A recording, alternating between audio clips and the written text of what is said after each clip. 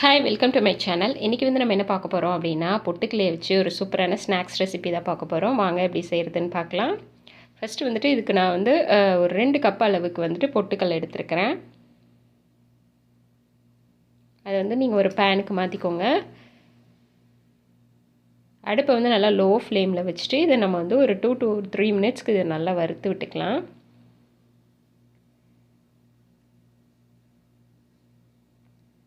கருகிராமல் இதை வந்து வறுத்து எடுத்துக்கோங்க. இது நல்லா வறுபட்டுருச்சு. இதை வந்து நல்லா ஆற விட்டு நம்ம இன்னொரு பாத்திரத்துக்கு மாற்றி ஆற வச்சு எடுத்துக்கலாம்.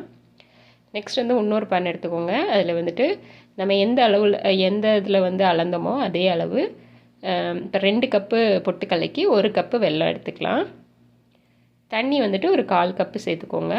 சேர்த்துட்டு இதெல்லாம் நல்லா கரைஞ்சி கொதித்து வரட்டும். வெல்லம் வந்து நல்லா கொதித்து வந்துருச்சு.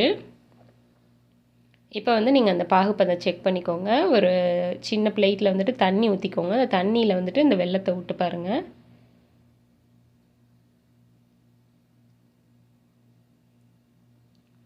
அது வந்து கரைஞ்சி போகக்கூடாது. இப்படி நீங்கள் கையை வச்சு இப்படி எடுத்தீங்க அப்படின்னா உங்களுக்கு கையில் அது எடுக்கிறதுக்கு வரணும்.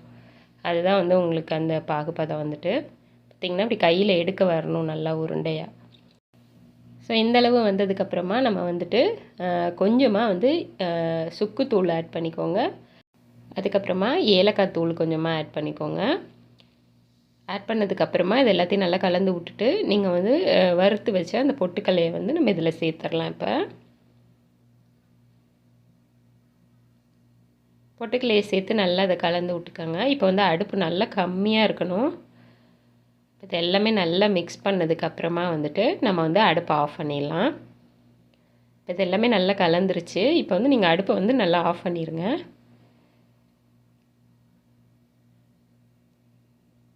எல்லாம் அந்த பாகு வந்து எல்லாத்துலேயும் மிக்ஸ் ஆகி வர மாதிரி நல்லா கலந்து விட்டுக்கோங்க. கடைசி இதில் வந்துட்டு நீங்கள் 1 டேபிள் ஸ்பூன் வந்துட்டு நெய் சேர்த்துக்கோங்க. உங்களுக்கு அது நல்லா வாசமாகவும் இருக்கும், கையில் ஒட்டாமல் இருக்கும் நீங்கள் உருண்டை பிடிக்கும் போதும். இந்த நெய் சேர்த்து நல்லா ஒரு வாட்டி கலரி விட்டுக்கோங்க. இது வந்துட்டு நம்ம உடனே வந்துட்டு உருண்டை பிடிக்க முடியாது. இது ரொம்ப ஹீட்டாக இருக்கும். கை வந்து உங்களால் அந்த சூட்டோடு பிடிக்க முடியாது. அதனால் ஒரு 2லேருந்து 3 நிமிஷம் வந்து நீங்கள் இதை எடுத்து அப்படியே வெளியே வச்சுருங்க. வச்சிட்டிங்க அப்படின்னா கொஞ்சம் வந்து சூடு வந்து குறைஞ்சிரும். லைட்டாக பக்கத்தில் வந்து ஒரு பாத்திரத்தில் தண்ணி தொட்டுக்கோங்க. கையில் தண்ணி தொட்டுட்டு ஒரு ஸ்பூனாக நீங்கள் எடுத்துகிட்டு இந்த மாதிரி ரவுண்டாக உருண்டை பிடிச்சி வச்சிங்க அப்படின்னா உங்களுக்கு ஈஸியாக இருக்கும். கையில் தண்ணி தொட்டுட்டு நீங்கள் இந்த மாதிரி உருண்டை பிடிச்சிக்கோங்க.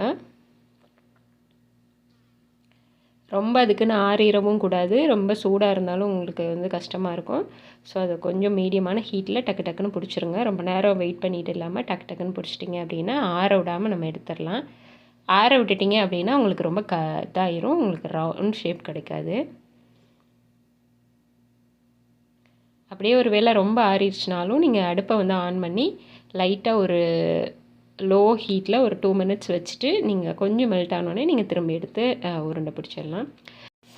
ஸோ அவ்வளோதாங்க. இதே போல் நீங்களும் செஞ்சு பாருங்கள். இதை வந்து நீங்கள் ஒரு ஏர்டைட் கண்டெய்னரில் போட்டு நல்லா ஸ்டோர் பண்ணி வச்சிங்க அப்படின்னா 1 வீக் 2 வீக் ஆனாலும் அப்படியே இருக்கும், நமத்து போகாமல் இருக்கும்.